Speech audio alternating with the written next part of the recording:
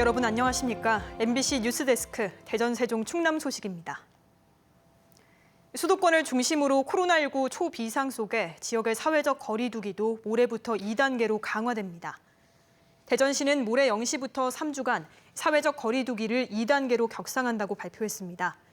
유흥주점 등 5종은 폐쇄, 카페는 포장만, 식당은 밤 10시에 문을 닫아야 하며 결혼식장과 장례식장 인원은 100명 미만으로 제한되고 100명 이상 모든 모임은 금지됩니다.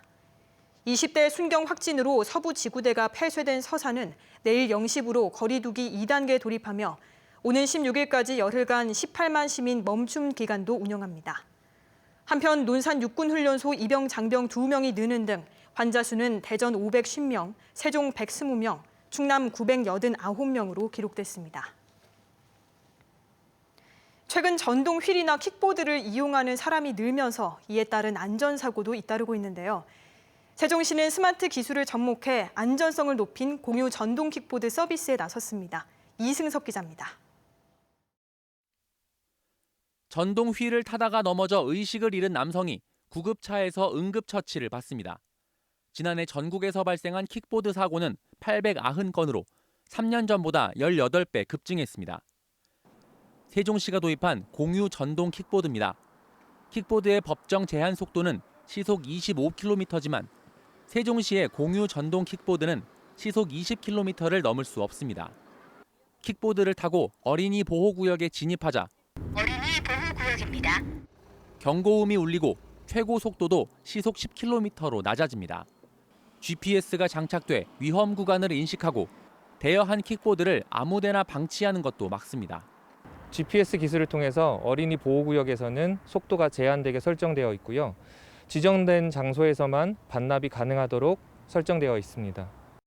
공유 전동 킥보드 주차 공간은 세종시 일생활권에 150여 곳 설치되어 있습니다. 만 18세 이상이면 누구나 이용할 수 있습니다. 오는 10일부터 관련 법이 완화돼 13살만 넘으면 전동 킥보드를 탈 수 있지만 사고 위험을 고려해 이용 연령을 높였습니다. 또 세종시 공용자전거 어울링 이용 데이터를 활용해 시간과 장소에 맞게 배치하는 킥보드의 수를 유동적으로 조절합니다. 규제가 완화된 전동 킥보드의 안전성 및 교통 분담률을 확인하고 데이터 기반의 공유 전동 킥보드의 서비스의 사업성을 파악하기 위해서 세종시는 3개월 뒤에 전동 킥보드 300대를 추가 투입하고 서비스 지역 확대 여부도 검토할 계획입니다.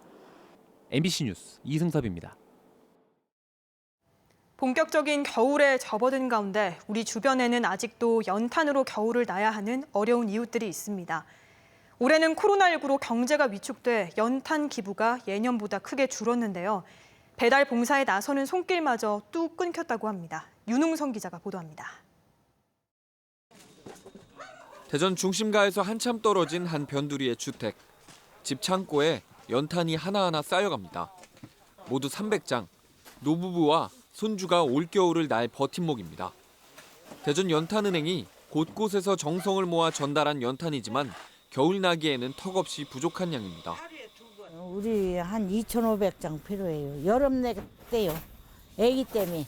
장애인 아기가 있어서 추우면은 전기를 해가지고 여름 계속 돼요. 코로나19로 경기가 얼어붙으면서 연탄 기부도 눈에 띄게 줄었습니다. 대전 연탄은행에 따르면 해마다 11월 말 기준 10만 장가량 기부가 들어왔지만 올 들어선 3만 장에 그쳤습니다. 연탄을 요청하는 어려운 이웃들의 전화에도 기다려달라는 말밖에 다른 방법이 없습니다. 언제 연탄 갖다 줄 거냐고 전화하시는 분도 계셔요. 추워 죽겠다고 얼어 죽겠다고 그럴 때는 좀 안타까운데 조금만 기다려달라고 그렇게 얘기를 하죠. 코로나19 감염 우려에 봉사의 손길마저 뚝 끊겼습니다. 공공기관 등 단체를 중심으로 들어오던 연탄 봉사는 거리 두기 단계가 격상되자 줄줄이 취소되고 있습니다. 저희가 직접 다 해야 되니까 그거를요. 네, 시간도 더 많이 걸리고 더 힘들고 돈은 더 추가로 받을 수가 없는 상황이니까. 마을 어귀에서 마치 릴레이를 타듯 연탄을 나르던 훈훈한 모습. 이웃을 위한 그 따뜻한 정이 더 절실해지는 요즘입니다. MBC 뉴스 윤웅성입니다. 김용균 재단이 중대재해기업처벌법 제정을 촉구하며 2주기 추모 주간을 선포했습니다.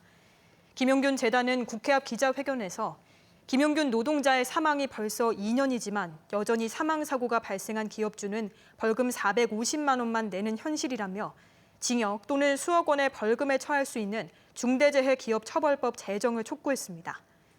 김용균 재단은 오는 12일까지 일하다 죽지 않게, 차별받지 않게를 주제로 태안서부발전 본사, 서울대학로 등에서 추모제와 토론회 등 행사를 진행할 예정입니다. 경찰이 부정청약과 불법 전매 등 대전 세종의 아파트 분양시장 불법 행위를 내일부터 집중 단속합니다. 이번 단속은 조정 대상 지역과 투기 과열지구 등 부동산 규제 지역을 관할하는 전국 9개 지방경찰청이 일제히 실시하며 지능범죄수사대가 전담 수사팀을 꾸려 전문 브로커 등이 연루된 대규모 조직적 불법 행위를 수사할 계획입니다.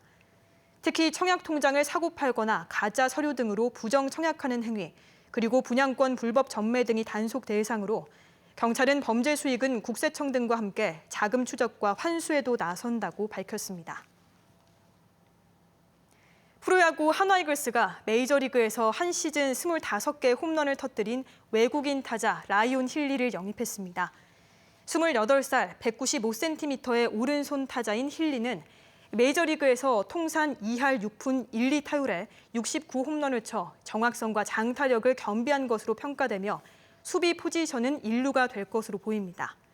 힐리를 총액 100만 달러에 영입한 한화는 앞서 오른손 투수 니킹엄과 왼손 투수 라이언 카펜터 등 외국인 선수 영입을 마무리 지었습니다. 대전시가 지역화폐인 온통대전과 연계해 연말 이벤트를 추진합니다. 시는 오는 17일까지 온통대전 전용 SNS에 게시된 온통대전 연하장을 인증하면 2만 원을 지급합니다. 대전이었습니다. 고맙습니다.